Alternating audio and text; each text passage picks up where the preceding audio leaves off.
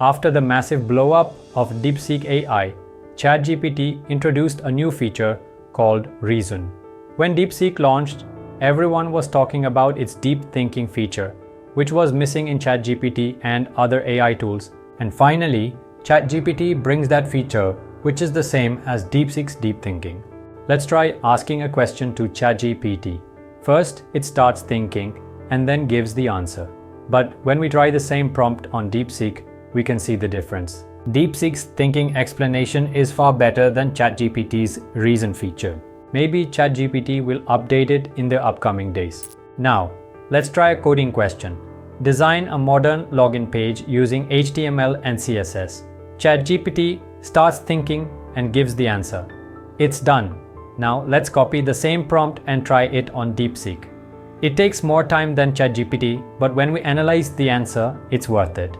It provides more explanation than ChatGPT, making it easier for beginners to learn.